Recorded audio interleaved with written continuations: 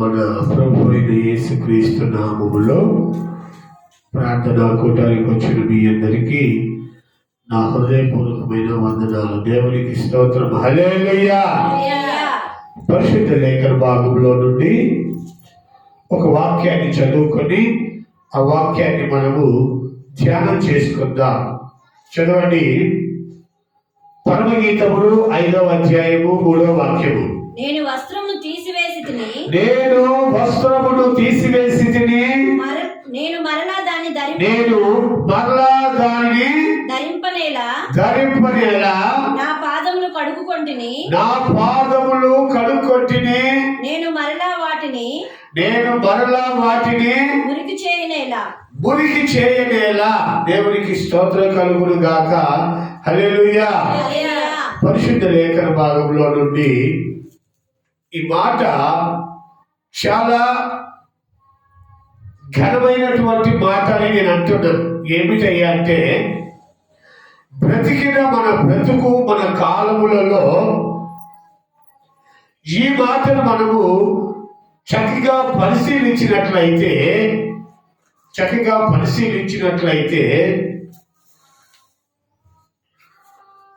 నేను వస్త్రాన్ని తీసేసా. ఏ వస్త్రము అని మనం ఆలోచించినట్లయితే పరిశుద్ధ లేఖన భాగములో అనేకమైనటువంటి వస్త్రాలు ఉన్నాయి. అది చెప్తున్నాను నేను. పరిశుద్ధ లేఖన భాగంలో అనేకమైనటువంటి వస్త్రాలు ఉన్నాయి. ఈ వస్త్రాల గురించి ఒక మాట మీరు చదువుకున్నట్లయితే ఇంకా మరలా ముందుకు వెళ్దాం. జకరియా గ్రంథంలో చిన్న ప్రవక్తలు రాసిన గ్రంథాల్లో ఉంటుంటుంది. ఈ జకరియా గ్రంథాన్ని ఒక్కసారి మనం చదువుకున్నట్లయితే మీకు వాక్యము క్షుణ్ణంగా అర్థమవుతుందానికి అది జరిగిస్తున్నాను. చదవండి. జకరియా గ్రంథం 3వ అధ్యాయము 2వ వాక్యం చదవండి.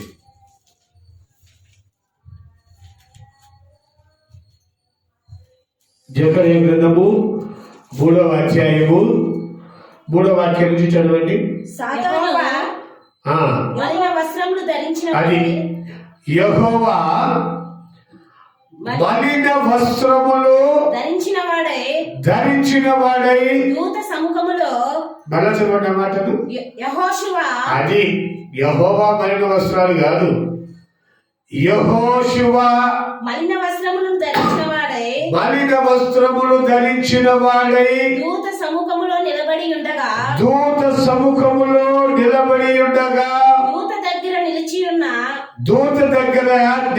ఉన్న వారిని పిలిచి ఇతని మైల బట్టలు తీసివేయండి ఆజ్ఞాపించి నేను నీ దోషములు పరిహరించి ప్రశస్తమైన వస్త్రములతో నిన్ను అలంకరించుచున్నాను. దేవునికి స్తోత్రం. హల్లెలూయా. హల్లెలూయా. హల్లెలూయా. ఇది వస్త్రం. ఈయనేమో ఎవరు? యెహెజ్కేలు మలిన వస్త్రాలు ధరించుకొని ఉన్నాడు అని రాశారు. యెహెజ్కేలు అంటే ఎవరు? కన్నీటి ప్రవక్త. లెగిస్తే దేవుని పరలోకాన్ని ఆయన చూసి దాని గురించి వివరించి, నాకు దేవుడు ఈ దర్శనం ఇచ్చాడు, నాకు దేవుడు ఆ దర్శనం ఇచ్చాడని అనేకులకు తెలియచేసేటువంటి ఒక గొప్ప ప్రవక్త. ఈయన గురించి ఈ జకరియా ప్రవక్త రాస్తున్నాడు. మలిన వస్త్రాలు ధరించుకొని ఉన్నాడు. మలిన వస్త్రాలు ఈయన ఎందుకు ధరించుకొని ఉంటాడు? ఆలోచించండి. గొప్ప ప్రవక్త కదా, కన్నీటి ప్రవక్త కదా. మరి ఈయనకు మలిన వస్త్రాలు ఏంటి? ఆ దేవుడు అంటున్నాడు అక్కడ, ఈయనకున్న ఈ మలిన వస్త్రాలు తీసేయండి, ప్రశస్త వస్త్రాలు కట్టండి. ప్రశస్తమైనటువంటి వస్త్రాలతో ఈయనకు ధరింపు చేయండి. ఈ మాట మనము చదువుకున్నప్పుడు దేవుడు ప్రతి మనిషికి ఉన్నటువంటి మలిన వస్త్రాలు తీసేయాలనే చూస్తాడు. నన్ను అంటుంటారు కదా కాముడిగా, మనిషి జన్మతః పాపి కర్మతః పాపి అని చెప్తుంటారు కదా. అంటే దావీదు అంటాడు, నా తల్లి పాపములోనే నన్ను గర్భము ధరించినది అని అంటున్నాడు కదా. అంటే ఒక మనిషికి ఈ భూమి మీద పుట్టినప్పుడే ఈ మలిన వస్త్రాలు వెంట పెట్టుకొని వస్తాయి. తన మనసు మలినమైనదో, తన బ్రతుకు మలినమైనదో, తన జీవితం మలినమైనదో, తన చూపు మలినమైనదో, తన వర్తకంలో చేత లోపల పాపం ఏదైనా సరే తన యొక్క వస్త్రములు మలిన వస్త్రాలుగా ఉంటున్నాయని దేవుని వాక్యం సెలవిస్తుంది. అయితే ఇక్కడ ఏమంటుంది? నేను వస్త్రము తీసివేశాను, నా మలిన వస్త్రాన్ని తీసివేశాను, మరలా దాన్ని నేను తొడుగుకొనను, మరలా దాన్ని నేను తొడుగుకొనను. గమనించండి, ఒక్కసారి నీ మలిన వస్త్రము తీసివేసిన తరువాత మరలా నువ్వు దాన్ని ఆశించకూడదు, దాని వైపు నీ చూపు వెళ్ళకూడదు. ఆ కింద కూడా రాశాను, నా పాదములు కడుక్కొని నేను మరలా వాటిని మురికి చేసుకొనను. ఎంత ప్రశస్తమైన మాట చూడండి. నేను తీసేసాను నా మురికి వస్త్రాలు, నేను మరలా వాటిని ధరించుకోను. నాకు ఈ లోకం వద్దు, ఈ పాపం వద్దు, ఈ శాపం వద్దు, ఈ బ్రతుకొద్దు. నేను నా దేవుని కొరకు నిలబడి బ్రతుకుతానని తీర్మానించుకున్న దేవుని బిడ్డ తిరిగి నువ్వు మరలా ఆ మలిన వస్త్రాన్ని ఎందుకు ధరించాలని ఆలోచిస్తున్నావు? ఇవన్నీ వద్దనుకోనే కదా వదిలిపెట్టావు. తిరిగి నువ్వు మరలా వాటికి లోనైతే దేవుని వాక్యం చెబుతుంది, కుక్క తన వాంతిని తిరిగి జ్ఞాపకము తెచ్చుకొనినట్లు నీ గడిచిన పాప శాప జీవితాన్ని నువ్వు మరలా జ్ఞాపకానికి తెచ్చుకుంటున్నావు. దేవునికి ఇష్టం లేని పని.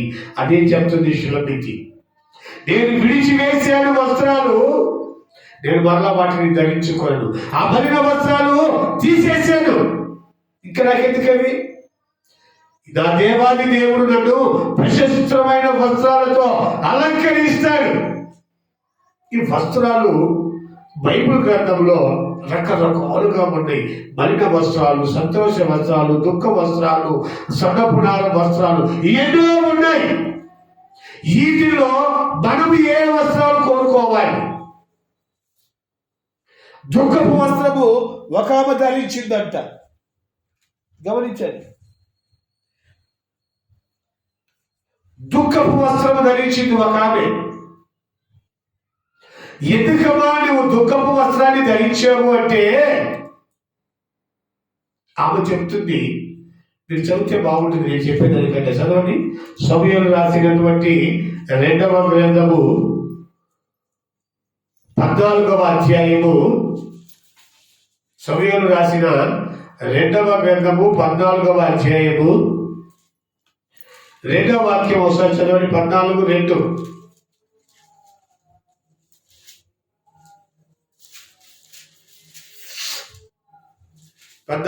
చదవండి. తేకోవ నుండి యుక్తి గల ఒక స్త్రీని పిలువనంపించి ఏడ్చుచున్న దానమైనట్టు నటించి దుఃఖ వస్త్రము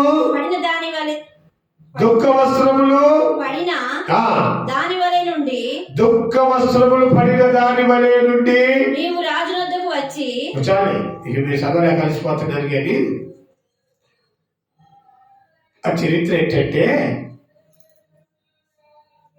మనకు తెలిసిందే. ఈ అబ్షాలోము అమ్నోను చంపేసి, తన సహోదరుని చంపేసి, ఇక చంపేస్తే ఎక్కడ తండ్రి తనను ఏం చేస్తాడో అని భయపడి పారిపోయాడు. గమనించండి, తండ్రి ఏం చేస్తాడో అని భయపడి పారిపోయాడు. పారిపోతే ఇక తిరిగి రాజ్యంలోనికి రావాలంటే ఏదో ఒక కారణము చూపించి రావాలి. రాజు అయితే కోపం మీద ఉన్నాడు. భయంకరమైన పరిస్థితులు రాజ్యంలో అలుముకున్నాయి. సహోదరులు కొట్టుకు చూస్తున్నారు. దావీదు దేవునికి మొరపెడుతున్నాడు, అయ్యా ఏమిటి నా పరిస్థితి, నా స్థితి ఏంటి, ఈ పరిస్థితులు ఏంటి? నేను నీ సేవకుడి కదా, నేను నీ బిడ్డను కదా. సహోదరుల ఐక్యత లేకుండా పోయింది. సహోదరుల్లో పాపము క్రియ జరిగిస్తుంది. సహోదరులు దేవుని కొరకు నిలబడకుండా వ్యర్థమైన వాటి కొరకు మనస్సు నిలుపుతున్నారు అని దుఃఖంలో దావీదు ఉన్నాడు. ఇలాంటి పరిస్థితులలో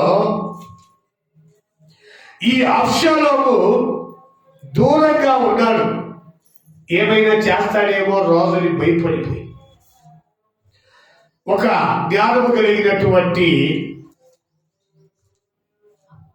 ఒక మనిషి ఈ తీర్మానం చేసేది. ఒక ఆమెను తీసుకొచ్చి దుఃఖ వస్త్రాలు ధరింపచేసి దుఃఖపడుతున్నట్టుగా నటించమని చెప్పి వెళ్ళి, రాజుగారు, మంచి కథ వినండి, రాజుగారు నా కుమారులిద్దరూ అరణ్యంలో కొట్టుకొని ఒకడు చనిపోయాడు, ఒకడు బ్రతికున్నాడు. ఈ చుట్టుపక్కల ప్రజలు అంటున్నారు, వాడిని చంపేశాడు కదా ఈయన కూడా నువ్వు చంపేయి అంటున్నారు. వీళ్ళిద్దరు చచ్చిపోతే నాకు వంశము లేదు, నాకు బ్రతుకు లేదు, నాకు ఏ ఆధారము లేదయ్యా, నేనేం చెయ్యాలి అని రాజును అడుగుతుంది.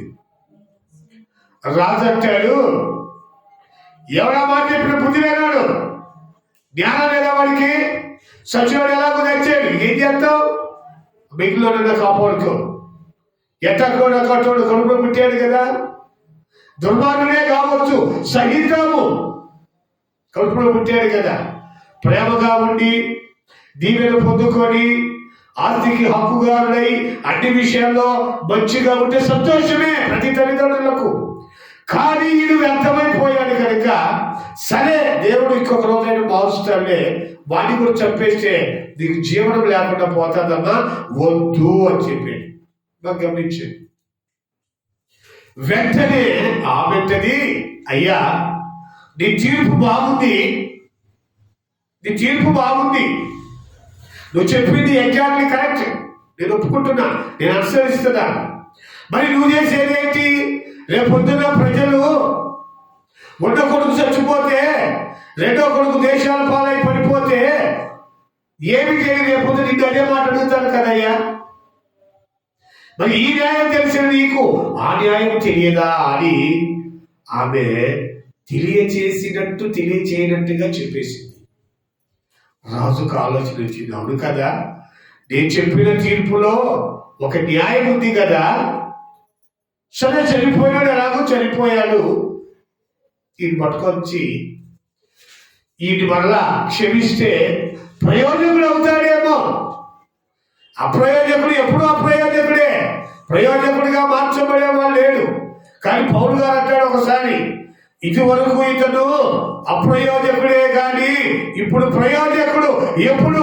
యేసయ్య ప్రేమ తెలిసినప్పుడు, దేవుని వాక్యం తెలిసినప్పుడు, దేవుని వాక్యానుసారంగా బ్రతికినప్పుడు, అప్పుడు అంటున్నాడు ఇప్పుడు ప్రయోజకుడే. అలాగా దేవుడు ఏదైనా కార్యం చేస్తాడేమో, ప్రయోజకుడిగా మార్చబడతాడేమో అని అబ్షాలోమును తిరిగి రాజ్యానికి రమ్మని కబురు పెట్టినట్టుగా అక్కడ తాత్పర్యం చెప్తున్నాను. అంటే ఈమె దుఃఖ వస్త్రాలు, ఈమె ధరించిన దుఃఖ వస్త్రాలు రాజ కుటుంబీకులను కలిపేదానికి ఉపయోగించేది. ఇవంటుంది శిలోమితి, నేను నా వస్త్రాలు తీసివేసాడు, బలిన వస్త్రాలు దేవుడు తీసేసాడు. ఈమె దుఃఖ వస్త్రం ధరించుకొని రాజు కొరకు, రాజ కుటుంబీకుల కొరకు ప్రయాసపడి కుటుంబాన్ని కలిపింది. గమనించండి, వస్త్రాలలో ఎన్ని రకాల వస్త్రధారణలు ఉంటాయో మీకు అర్థమవుతుంది. రకరకాలుగా ఉంటాయి. కొంతమంది చక్కగా చీర కట్టుకుంటే కొందరంగా చక్కగా ఉంటారు. కొంతమంది పీలికలు బట్టలు వేసుకొని ఉన్న అందాన్ని చెడగొట్టుకుంటారు. ఇది ఒక రకమైనది. అయితే ఈ వస్త్రధారణ గురించి బైబిల్లో చాలా విలువైన మాటలు ఉంచాడు. ఆమెకు సన్నపునార వస్త్రాలు ఇవ్వబడి ఉన్నవి అని బైబిల్లో ఉంది. సన్నపునార వస్త్రాలు ధరించుకుంటే అవి పరిశుద్ధుల నీతి క్రియలని ఉంది. గమనించండి. చదువుతారా? మన చదవండి. ప్రకటన గ్రంథంలో ఉంటుంది అన్నమాట. ప్రకటన గ్రంథము 19వ అధ్యాయము 8వ వాక్యాన్ని ఒకసారి చదవండి. ప్రకటన 19:8. మరియు ఆమె ధరించుకొనుటకు ప్రకాశము నిర్మలమైన సన్నపు నార బట్టలు ఆమెకు ఇయ్యబడెను. దేవునికి స్తోత్రం. హల్లెలూయా. ఇంకా కింద కూడా చదివితే అవి పరిశుద్ధుల నీతి క్రియలు. పరిశుద్ధుల నీతి క్రియలు ఆమె సన్నపు నార వస్త్రముల వలె ధరించింది. ఆమె సంఘమైనటువంటి స్త్రీ. గమనించండి, ఈ వస్త్రాలు ప్రశస్తమైన నీతి క్రియలు కలిగినవి ధరిస్తే అది దేవుడికి ఇష్టం. అలా కాకుండా నువ్వు మురికి వస్త్రాలతోటి, తప్పిపోయిన కుమారుడు వచ్చినప్పుడు కూడా వీరికి ప్రశస్తమైనటువంటి వస్త్రములు తొలగండి, మురికి బట్టలు తీసేయండిరా బాబు. ఎంతకాలము మురికి బట్టలతోటి, కప్పు పట్టే బ్రతుకుతోటి, దరిద్ర బ్రతుకుతోటి నీ జీవితంలో ఆశీర్వాదం లేకుండా, దీవెన లేకుండా, నీ జీవితంలో కృప లేకుండా ఎంతసేపు ఆ పాత బ్రతుకు, మురికి బ్రతుకు, దరిద్ర బ్రతుకు, పాప బ్రతుకు బ్రతుకుతావు.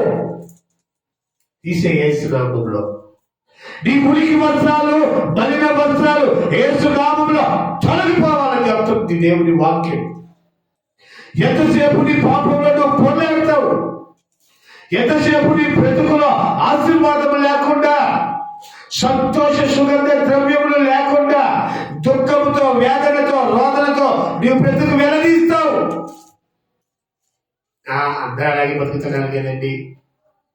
దుఃఖం లేదు ఎవరికండి, ఆశ లేదు ఎవరికండి అంటే నేను చక్కని గుడిమి చేసుకొని, పాపము లేకుండా, దురాశ లేకుండా, పొరుగువాడిని ఆశించకుండా, పొరుగువాడి పైన అబద్ధ సాక్షిగా ఉండకుండా, దేవాది దేవుణ్ణి ప్రార్థించుకుంటూ ప్రశాంతంగా బ్రతికే జీవితాలు ఎంతో వందల మంది ఉన్నారు. లేరు అనుకోకూడదు.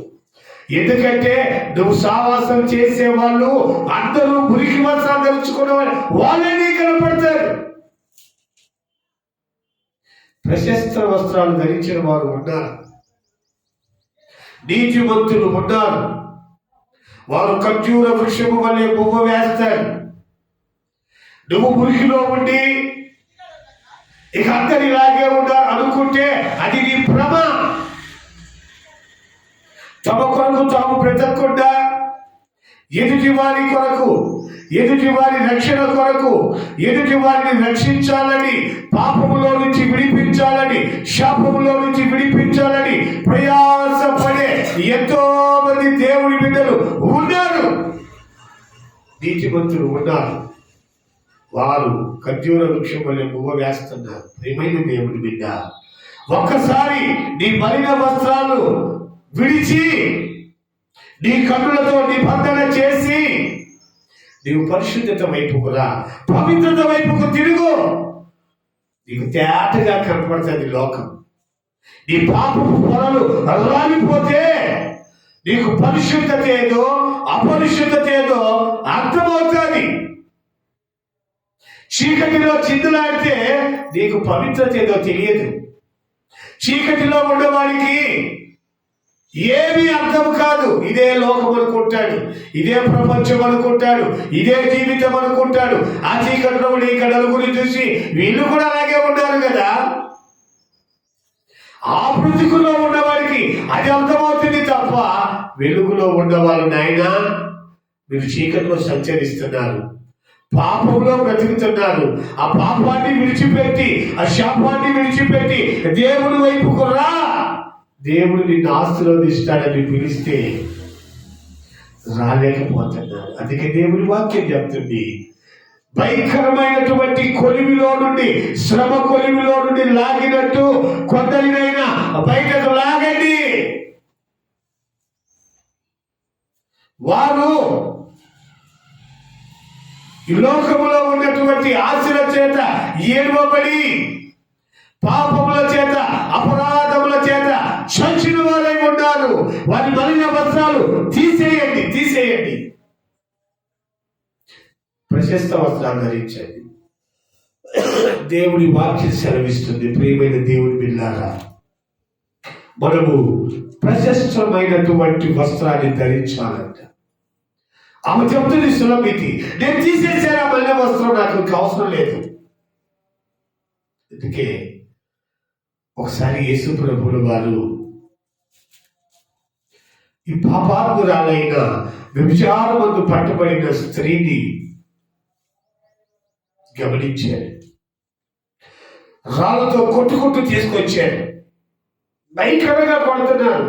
ఒక మనిషి అన్న విచక్షణ లేకుండా కొట్టేస్తా ఉన్నారు రాళ్ళతోటి. బాధతో ఆ తల్లి విలవిల్లాడిపోతా ఉంది, విలవిల్లాడిపోతా ఉంది. రాయి ఎక్కడ తగిలితే అక్కడ రక్తం చిమ్ముతా ఉంది.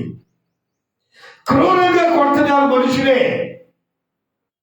ఆమె ఎటు పరిగెత్తి, అటు పరిగెత్తి, అటు తప్పించుకొని, ఇటు తప్పించుకొని, అటు తిరిగి, ఇటు తిరిగి, ఇటు తిరిగి, అటు తిరిగి, ఎటో తిరిగి యేసయ్య పాదాల దగ్గర వచ్చి పడింది.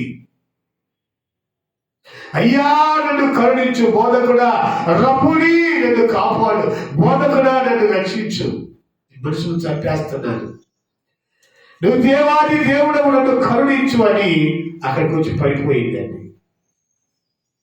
ప్రేమాస్వరూపి అయిన దేవుడు చూసి, ఈ మనుషులకు ఎలాగ చెప్తే అర్థమవుతుంది, ఏమి చెబితే వీళ్ళు ఇలాంటి ఘోరమైన ప్రతీకార క్రియలు చేయకుండా మానుకుంటారు అని ఆలోచించి, అయ్యా ఎందుకు ఆమెను కొడుతున్నారంటే, మీకు తెలియదా బోధకుడా, వ్యభిచారంతో పట్టుబడిన స్త్రీని రాళ్ళతో కొట్టి చంపబడి మన ధర్మశాస్త్రం చెప్తుంది. మేము ధర్మశాస్త్రాన్ని బాగా ఫాలో అయ్యే మనుషులు, ఏది ఇట్లాంటి దుర్మార్గ పూర్ణకు, మరి మిగతావన్నీ గుర్తుకుండే వీళ్ళకి. తనకు నచ్చిన బోధలు, తమకు నచ్చిన వాక్యాన్ని దగ్గరికి తీసుకొని తమకిష్టమైనట్టు బ్రతికే బ్రతుకులు ఇవి. 10 ఆజ్ఞల్లో ఉన్నటువంటి అవి తెలియని వీళ్ళకి రాళ్ళతో కొన్ని చంపబడని మాత్రం అబ్బో బాగా కూర్చుంది. చదవండి ఆ మాట. యోహాను సువార్త, బోధకుడా, యోహాను సువార్త 8వ అధ్యాయము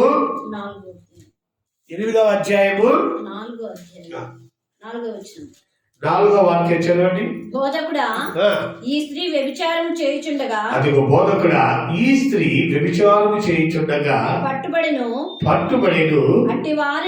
అట్టి వారిని రాళ్ళు రువ్వి చంపవలనని ధర్మశాస్త్రములో, రాళ్ళతో కొట్టి చంపమని చెప్తుంది కదా ధర్మశాస్త్రము. మేము మహా ధర్మశాస్త్రం పాటించే గలవాళ్ళం. తలా ఒక రాయి కొట్టుకొచ్చాం, తలా ఒక రాయి తీసుకొచ్చాం, కొట్టి చంపేయాలని. యేసయ్య అంటాడు, నాయనా మీరు మహాభక్తులు, అబ్బో మీరు ధర్మశాస్త్రాన్ని తూచా తప్పకుండా ఫాలో అవుతున్నారు, మరి ధర్మశాస్త్రంలో ఉన్న అన్ని ఫాలో అవ్వాలి కదా, మీలో పాపం చేయని వాడు అని చెప్తున్నాడు అక్కడ యేసయ్య. మర్మగర్భితమైన మాట ఇది. మీలో పాపము లేనివాడు మొట్టమొదట ఆ మీద రాయేయండిరా బాబు. మీరు మహాపరిశుద్ధులు, భక్తులు. మీ భక్తి మామూలు భక్తి కాదు. ఇక ధర్మశాస్త్రాన్ని తూచా తప్పకుండా పాటిస్తున్నారు. మీకు ఇష్టమైంది, దేవుడికి ఇష్టమైంది కానీ మీకు ఇష్టమైంది. కొట్టి చంపబట్టే తలా రాయి కొట్టుకొచ్చే. యేసయ్య ప్రేమస్వరూపి కనుక దేవాది దేవుడు చెప్తున్నాడు, నాయనా మీరు కొట్టాలని వచ్చారు, మంచిదేనయ్యా, కొడుతురు కానీ ధర్మశాస్త్రంలో ఉన్న రీతిగా మీలో పాపము చేయని వాడెవడో. ఇక పాపం అంటే మనలో పాపాల విషయం చెప్పమనాలి కానీ కోకోళ్ళకి చెప్తారు. ఈ సింపుల్గా చెప్పాలంటే ఆజ్ఞ అతిక్రమమే పాపము. ఒక సింపుల్ మాట. అంటే పాపం అంటే ఎంత కొడుకుందో అంత పొట్టి కూడా ఉంది. గమనించండి, పాపం అనేది మనం ఎంత పొడుగు తీసుకుంటే అంత పొడుగు ఉంటుంది, ఎంత పొట్టికి తీసుకుంటే అంత పొట్టికి ఉంటుంది. పాపం ఆజ్ఞ అతిక్రమమే పాపం. ఆయన అంటున్నాడు, మీలో పాపం చెయ్యని వాడు ఆ మీద రాయేయండి. పాపం చెయ్యని వాడు వేయండి. ఎప్పుడైనా సరే ఎవరైనా సరే ఎవరి బడి మీరు పాపం చేయని వారు ఎవరైనా ఉంటే ముందు ఆ మీద ఒక రాయి వేయండి, ఆ తర్వాత మిగతా వాళ్ళు కొడతారు అని ఆయన నేల మీద ఏదో రాస్తా కూర్చున్నాడంటే మరలా వంగి నేల మీద వ్రాయిచుండెను. చూడండి, ఆమె తప్పు చేసినది ఆమె అయితే యేసయ్య వంగి నేల మీద రాస్తున్నాడు. ఇదర మీ బ్రతుకుడు ఎవరు చేసిన పాపం వాడు. చూడండి, వారు ఆ మాట విని చాలు. ఎవరు చేసిన తప్పులు వారికి తెలియజేస్తాడు దేవుడు అనుకుంటున్నారేమో. నాకు తెలియజేసేది. నేను అడిగాను, నా దేవా సేవకులు చెప్పారు మహాసభలు పెట్టించమని. నా చేత కాదు, నాకు శక్తి లేదు, బలం లేదు. నేను దేశపరుణ్ణి చేశాను. వందల మందిరాలు కట్టాను వస్తున్న మినిస్ట్రీలో. అప్పుడు దేవుడా నువ్వు బలం ఇచ్చావు, నేను చేశాను. ఇప్పుడు నేను బలహీనుడు అయిపోయాను, నాకు బలం లేదు. గట్టిగా మెట్లు దిగలేను, గట్టిగా మెట్లు ఎక్కలేను. ఈ రోజు ఉంటాను, రేపు పోతానో తెలియట్లేదు. నా పరిస్థితి లేదు. నేను మహాసభలు పెట్టించాలంటే డబ్బు అంటే ఏడుస్తాను, ఎంతో కొంత అత్తారు. కానీ ఈ తిరిగి వాల్ పోస్టర్లు అంటించి పాంప్లెట్లు వచ్చి స్టేజీలు కట్టించి అబ్బో ఆ పని మామూలు ఉండదు. అనుభవించిన వాళ్ళకి అర్థమవుతాయి. అంత పని నేను ఒక్కని నేనే చేయాలి. నువ్వేదైనా మాట్లాడితే నేను చేస్తాను, నువ్వేదైనా మాట్లాడితే నేను చేస్తాను. చూపించడానికి గురించి చెప్తాను. ఆ రాత్రికి దేవుడు, నాయనా అయ్యా యేసుబాబా, నా పేరు యేసుబాబు అండి. వెల్డర్ యేసుబాబు అంటే వస్తున్న మినిస్ట్రీలో సేవకు చూసి తెలియని వాళ్ళు ఎవరు లేరు. యేసయ్య వచ్చి అంటాడు, నాయనా నేను నీతో మాట్లాడాలా. నువ్వేమేమి కార్యాలు, గొప్ప కార్యాలు, ఘన కార్యాలు చేసావో ఒకసారి రివ్యూ చూడమ్మా. నువ్వు చేసిన పాపాలు, నువ్వు చేసిన మంచి పనులు, నువ్వు చేసిన క్రియలు, ఈ రివ్యూ చూడు ఒకసారి పైనుంచి కిందికి. ఇలాంటి స్థితిలో నేను నీతో మాట్లాడాలా? నిన్ను క్షమించటమే నువ్వు చేసుకున్న ధన్యత. నోరు మూసుకొని నువ్వు ప్రయత్నం చేయి, నేను నీకు తోడుగా ఉంటాను. నువ్వు పరిశుద్ధునిగా బ్రతుకు, నేను సాయం చేస్తాను. నువ్వు పవిత్రంగా జీవించు, నేను నీతో మాట్లాడతాను. నీ జీవితంలో దేవుని కొరకు ఈ మిగిలిన రోజులు సమర్పించు, నేను తోడుగా ఉంటాను. దేవునికి స్తోత్రం. హల్లెలూయా, హల్లెలూయా అని దేవుడు మాట్లాడితే ఆ కార్యక్రమాన్ని ఆశీర్వాదకరంగా జరిగించాడు, మహిమకరంగా జరిగించాడు. ఎంత బాగా జరిగాయో మీరు యూట్యూబ్లో హోసన్నా ఫెయిత్ మినిస్ట్రీ అని చెప్పి కొడితే వచ్చేస్తాయి. ఆ మీటింగ్లన్నీ వీడియోలు తీసి పెట్టాడు. చూడండి నాయన, ఒక మామూలు మనిషిగా ఉన్న నన్ను దేవుడు ఈ రీతిగా వాడుకొని మాట్లాడి దేవుడు నడిపిస్తున్నాడు. ఆయన మాట్లాడుతాడు, దేవుడు మాట్లాడాడు. అప్పుడు అందరూ ఎప్పుడైతే ఆయన మాట అన్నాడో, మీలో పాపం లేని వాడు రాయేయమని ఎక్కడో అక్కడ వెళ్ళిపోయారండి. ఎవరు వేయలేరు. అక్కడికి ఎవరున్నారంటే పాపము లేని యేసు ప్రభువులు వారు ఉన్నారు, పాపి అయినటువంటి ఆమె ఉంది. అప్పుడు యేసు ప్రభువు లేచి, అమ్మా వారు ఎక్కడ ఉన్నారు, ఎవరును నీకు శిక్ష విధింపలేదా అని అడిగినప్పుడు ఆమె లేదు ప్రభువా. అందుకు యేసు నేను నీకు శిక్ష విధించను, నీవు వెళ్ళి ఇక పాపము చేయకు అని చెప్పడానికి ఇదంతా చెప్తున్నాను మీకు. నీ బలిన వస్త్రాలు తీసేయి, యేసు నామములో తీసేయి. సైతాన్నంగా బ్రతకటానికి ఏదో ఒక మొక్క పెట్టుకొని పాపాన్ని నువ్వు ఆసరా చేసుకోవాలా? బ్రతికేదానికి ఎన్ని మార్గాలు ఉన్నాయి? ఈ పాపం బ్రతుక కష్టపడి శ్రమించు బ్రతుకు, దేవుని కొరకు బ్రతుకు, దేవుని మాటలు చెప్పు, దేవుని పాటలు పాడు, దేవుని కొరకు జీవించు. ఒకవేళ నీకు ఎవరైనా పెడతాడు. బాగా గమనించండి, ఎవరైనా వచ్చి మన దగ్గరికి వచ్చి, ఆడోళ్ళే కానీ మగోళ్ళే కానీ ఎవరైనా కానీ 2 మాటలు దేవుని మాటలు చెప్పి ఒక పాట పాడి ప్రార్థన చేసి, అమ్మా నేను దేవుని పని చేస్తున్నాను, నాకు ఒక బొక్కడు అన్నం పెట్టమంటే ఎవరు పెట్టడా? మనం దేవుని మీద కలిగి వచ్చి లోకం గురించి కానీ చెప్పి దేవుని పిల్లల దగ్గరికి వచ్చి ఒక పాట పాడి ఒక ప్రార్థన చేసి బైబుల్ చదవగలిగితే బైబుల్ చదివి దేవుని మాటలు చెప్పి నేను దేవుని పనిలో ఉన్నానయ్యా, నాకు ఒక బొక్కడు అన్నం పెట్టడా ఎవరికైనా ఎవరైనా వాళ్ళ దగ్గర ఉంటే తప్పకుండా పెడతాడు. ఈ బ్రతుకు కోసమని నీ బ్రతుకుని వ్యర్థపరచుకుంటున్నావు. రాళ్ళతో కొట్టి చంపేస్తే నరకానికి పోతావు, అర్ధాయుష్యురాలుగా మిగిలిపోతావు. పాపంలో శాపంలో నువ్వు మరణిస్తే దేవుని దగ్గరికి వెళ్ళలేవు, తీర్పులో ఉంటావు. తీర్పులో ఉన్నప్పుడు నీ బ్రతుకు ఒక మార్గం లేదు, నీ జీవితానికి ఒక ఆశీర్వాదము లేదు. నీ బ్రతుకులో ఉన్నటువంటి ఈ లోకరీతిగా కష్టాలే పరలోకంలో కూడా నీకు అదే కష్టాలు. ఎందుకంటే నీవు సాతానేచ్ఛను నెరవేర్చావు, ఏదో ఒక మొక్క చెప్పి పాపానికి తోమించావు. కానీ పరిశుద్ధంగా జీవించేదానికి నువ్వు ప్రయాసం పడలేదు, నువ్వు కష్టపడలేదు, నువ్వు ప్రయత్నించలేదు. కనీసం గమనించు, నువ్వు కనీసం ప్రయత్నం చెయ్యి, దేవుడు నిన్ను సఫలపరుస్తాడు. నువ్వు కనీసం ప్రయత్నం కూడా చేయకుండా ఇదేదో తేలిగ్గా ఉంది, ఇదేదో బాగుంది అని పాపాన్ని అనుసరించి పాపముతోటే బ్రతికి పాపంలో కలిసిపోతే దేవుడు అంటున్నాడు, ఇక చేయబాక, ఇప్పుడు చేసేవేమో జాగ్రత్త. ఆ మురికి వస్త్రాలు తీసేయి, ఆ సైతాన్ వస్త్రాలు తీసేయి, ప్రశస్తమైన నీతి వస్త్రాలు ధరించు, నీతితో జీవించు, నీతి కొరకు బ్రతుకు. నీతి కొరకు నిజాయితీగా నువ్వు బ్రతికితే దేవుడు నిన్ను ఆశీర్వదిస్తాడు. నీతి లేకుండా ఎంతకాలం బ్రతుకుతావు? దుఃఖ వస్త్రాలతో ఎంతకాలం బ్రతుకుతావు? మలిన వస్త్రాలతో ఎంతకాలం బ్రతుకుతావు? అవన్నీ తీసివేసి దేవుడి కొరకు ఎదురు చూడు. మన దేవుడు ఎవరో తెలుసా? నా ఎందుకు వచ్చు వారిని నేను ఎంత మాత్రము త్రోసి వేసే దేవుడిని కాదు అంటున్నాడు. గమనించండి ప్రియమైన దేవుని బిడ్డలారా, ఈ మధ్యాహ్న కాల సమయంలో దేవుడు మనతో మాట్లాడుతున్నటువంటి మాట ఏంటంటే, దీనికి ఉన్నటువంటి దుఃఖ వస్త్రాలు, మలిన వస్త్రాలు తీసివేసి ప్రశస్తమైన వస్త్రాలు ధరించు.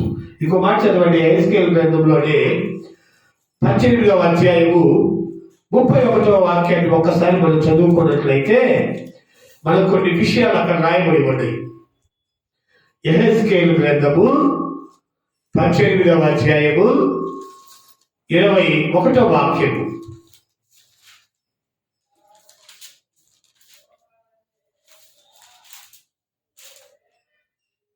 అయితే దుష్టుడు తాను చేసిన పాపములన్నిటిని విడిచి నా కట్టడలన్నిటిని అనుసరించి, దుష్టుడు తాను చేసిన పాపములన్నిటిని విడిచి నా కట్టడలన్నిటిని అనుసరించి నీతిని అనుసరించి న్యాయము జరిగించిన ఎడల అతడు మరణము నొందడు. నీతిని అనుసరించి నీతి క్రియలు, ఆమెకి ఇయ్యబడినది నీతి క్రియలు అనేటువంటి ప్రశస్త్ర వస్త్రాలు. ఇక్కడ దేవుడు చెప్తున్నాడు, తన దుర్మార్గాన్ని విడిచిపెట్టి నీతి క్రియలు జరిగించి నా ఆజ్ఞలు అనుసరించినట్లయితే అతడు బ్రతుకుతాడు, మరణించాడు, రెండవ మరణాన్ని తప్పించుకుంటాడు. ఎంత మర్మగర్భితమైన బైబిల్ వాక్యాలండి. చాలా మందికి ఈ పరిస్థితులు అర్థం కాక, వీటిని అర్థం చేసుకోలేక వ్యర్థంగా మాట్లాడుతున్నాడు. ఎందుకంటే ఆయన మార్గము విరుకైన మార్గము, ఆజ్ఞల మార్గము. అది ఏకైక మార్గము. ఎన్ని మార్గాలు లేవు. ఆయన చెప్పిన నేనే మార్గముడు, సత్యముడు, జీవముడు, నా ద్వారా తప్ప ఎవడు తండ్రి దగ్గరికి రాలేడు. అది ఏకైక మార్గము. మీ ఇష్టానుసారమైన మార్గాల్లో పోతే ఆ పాట బాగా తెలుసా మీకు? యేసయ్య దారి ఇరుకైన దారిలోన బరువైన కాడిపోయ నువ్వు ప్రార్థన ఖడ్గముతో బయలుదేరాలి,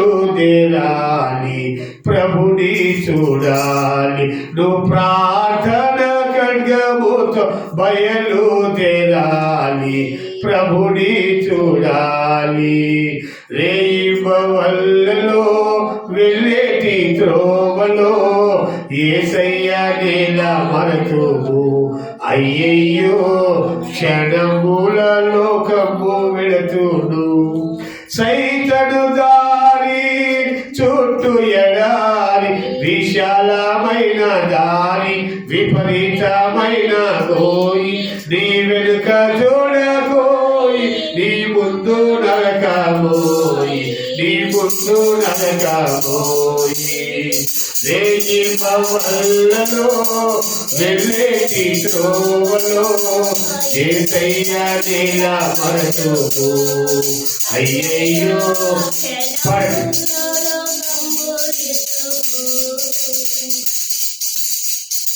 ఆమేన్, హల్లెలూయా.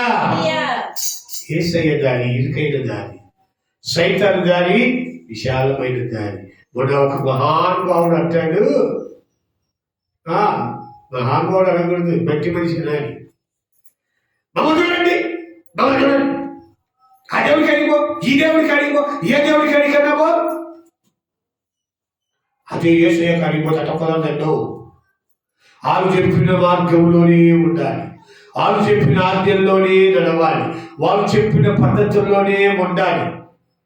మా దేవుడికి అడిగితే ఎటైనా పోవచ్చు, ఏమైనా చేయొచ్చు, సినిమా పాటలు పెట్టి ఎగరవచ్చు, ఏదైనా చేయొచ్చు.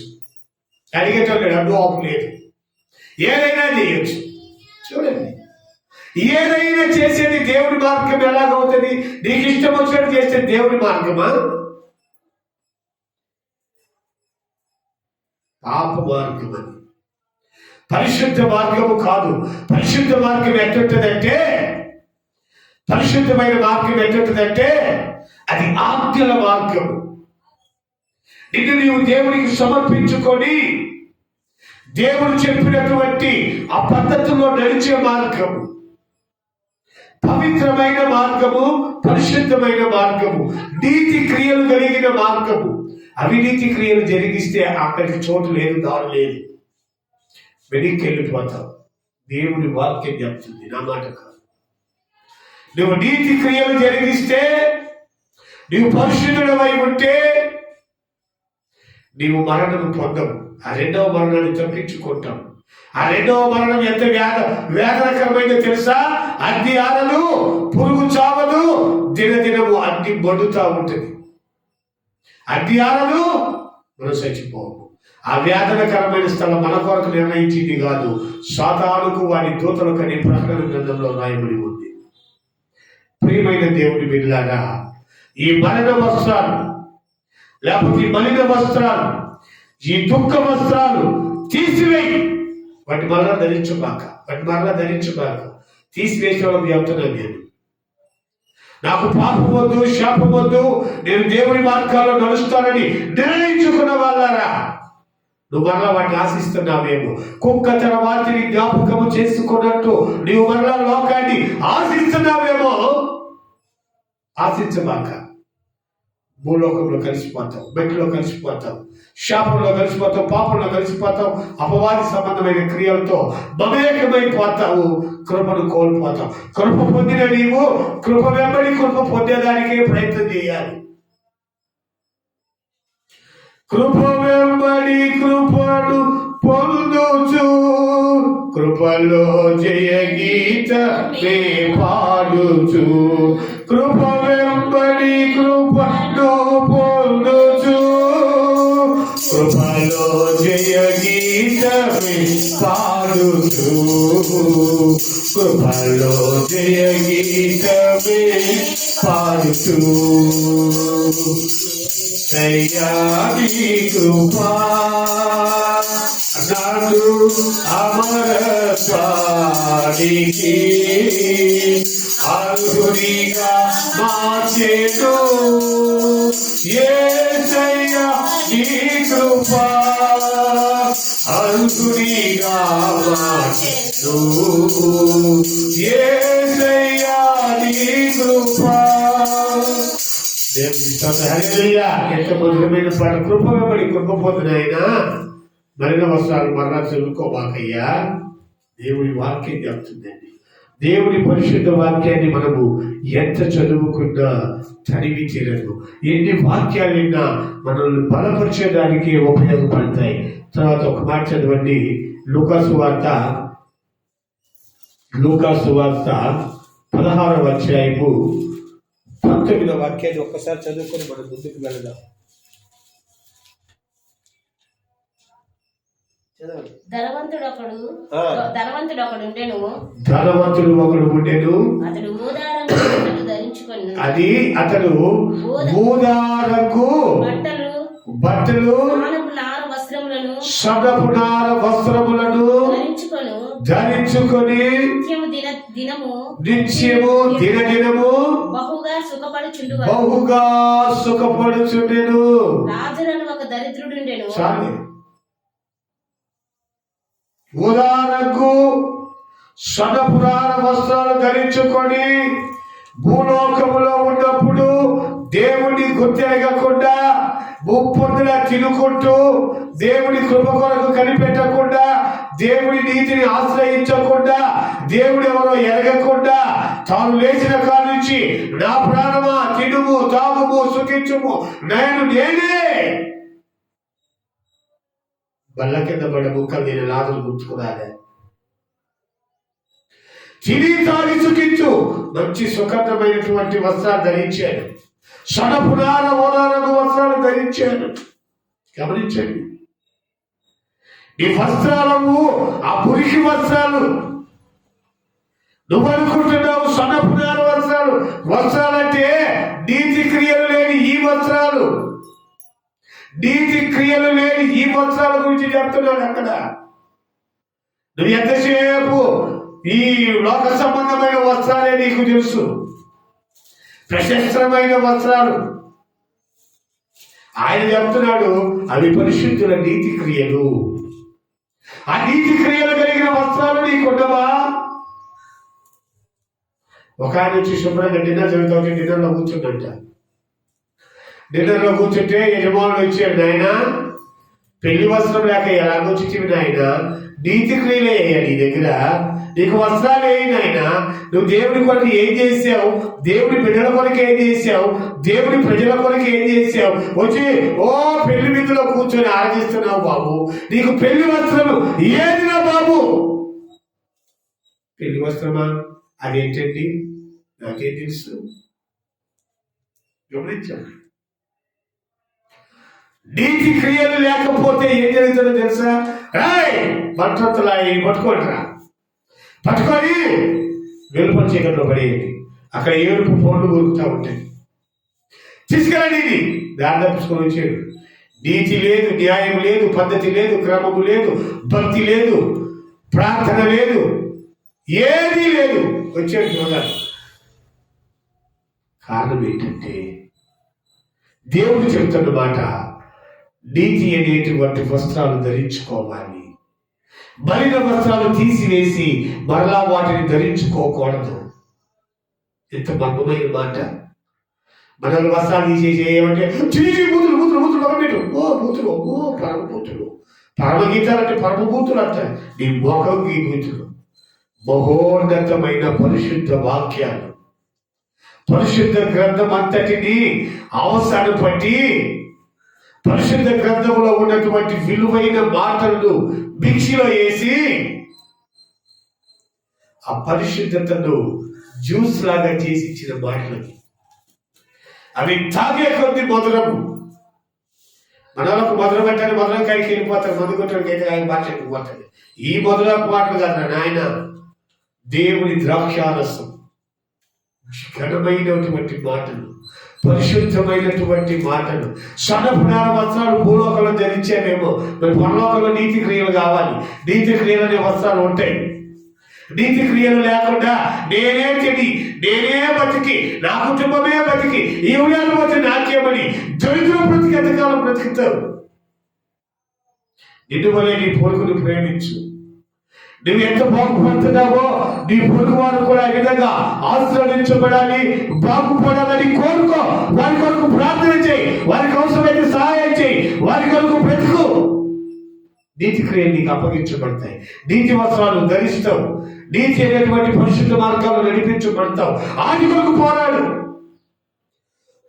లేచిన కాడ నుంచి నీ బ్రతికే నువ్వు బ్రతకటం కాదు, నిన్ను వలె నీ పొరుగును ప్రేమిస్తున్నాను. ఇంకో మాట చదవండి, ముగిస్తున్నాను. మార్కు సువార్త 10వ అధ్యాయము 50వ వాక్యాన్ని ఒకసారి మనం చదువుకుందాం.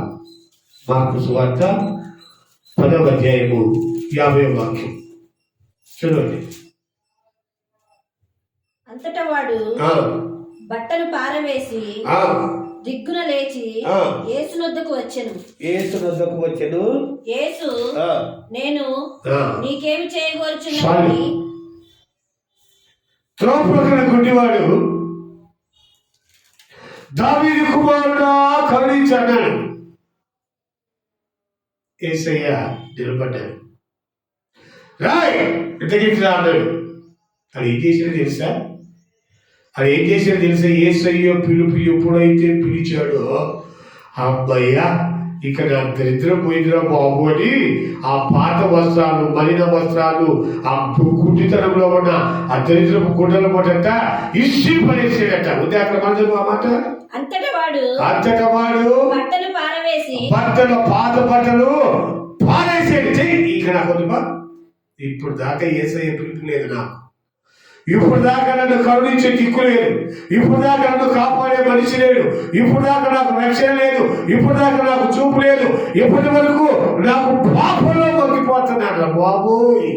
ఇంకా యేసయ్య పిలుపు నాకు వచ్చిన తర్వాత ఈ పాత వస్త్రాలు నాకెందుకు? ఈ వస్త్రాలు ఇష్టులు పడేసాడంటే అబ్బా, ఆడి త్యాగాన్ని చూశాడు దేవుడు.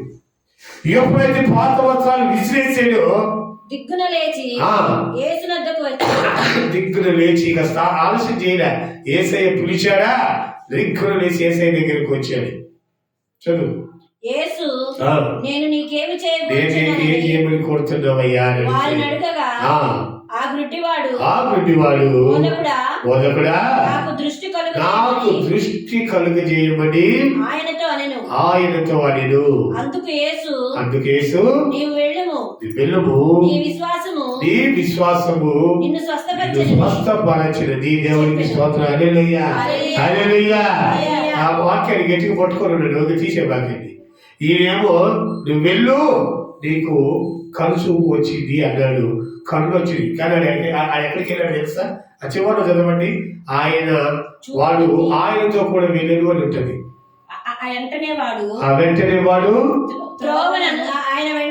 అది త్రోవ ఆయన వెంట చూపు నొంది వెళ్ళాను. చూడండి ఎంత క్లియర్ గా రాసి పెట్టారు. ఆయన వెంట చూపు పొంది ఆయన వెంట వెళ్ళాడు. ఆయనేమో నీకు చూపు వచ్చింది, ఇక్కడ వెళ్ళిపో అన్నాడు. వాడు ఎక్కడికి పోతున్నాడు తెలుసా? నాకు చూపించి, నాకు జీవితాన్ని ఇచ్చి, నాకు బ్రతికించి, నా జీవితానికి వెలిగించిన జీవజల పోటైన నిన్ను వదిలిపెట్టి నేను ఎక్కడికి వెళ్తాను బాబు? నీ వెనకాల. ఎందుకంటే నేను పాత వస్త్రాలు పారవేశానయ్యా, పాత జీవితాన్ని విసిరివేశానయ్యా. ఇక నాకు పాప సంబంధమైంది ఏది జ్ఞాపకం లేకుండా పడేసాను. ఇక నాకు అక్కడ ఏం పడుంది?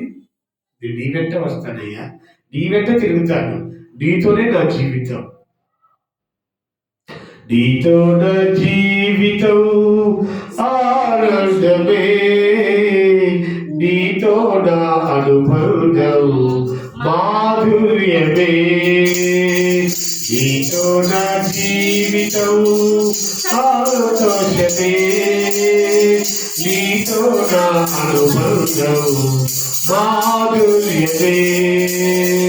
నా యేసయ్యా కృప చూపుతున్నావు వాత్సల్యపూర్ణమై నా యేసయ్యా నడిపించుతున్నావు వాత్సల్యపూర్ణమై.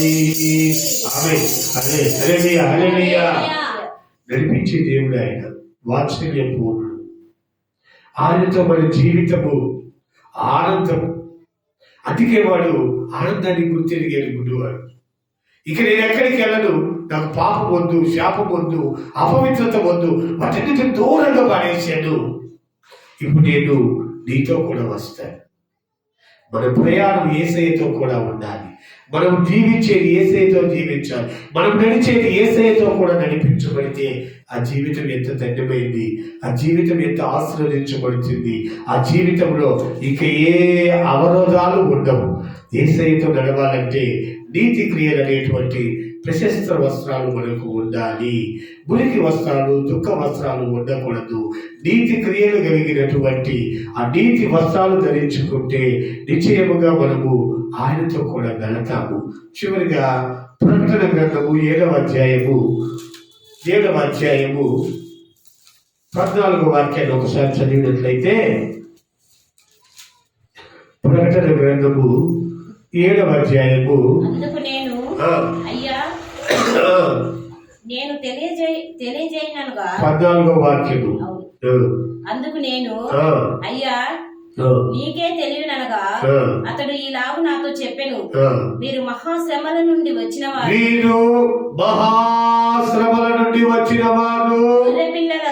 గొర్రె పిల్ల రక్తములో తమ వస్త్రములను ఉదుకుకొని వాటిని తెలుపు చేసుకున్నారు. ఎవరో తెలుసా? మహాశ్రమల కాలములో నుంచి వచ్చి దేవుని కొరకు నిర్ణయించుకొని హతసాక్షులుగా మార్చబడిన వారు. ఇది ఎప్పుడు? దేవుని బిడ్డలు ఎత్తబడిపోయిన తర్వాత చిన్న చితక పరిశుద్ధులు ఉంటారు కదా, వారు రక్తములో వస్త్రాలు ఉదుక్కున్న వారు హతసాక్షులు, నీతికి నిలబడి తమ ప్రాణాలు అర్పిస్తారంట.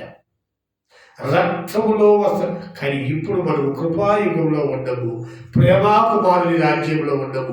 నీతి క్రియలు చేస్తే చాలు పరలోకం వెళ్తాం. అది గుర్తు చేయడం కోసం మీకు ఆ వాక్యం జన్మించారు. అప్పుడు పరలోకం చాలా కష్టమైపోయింది.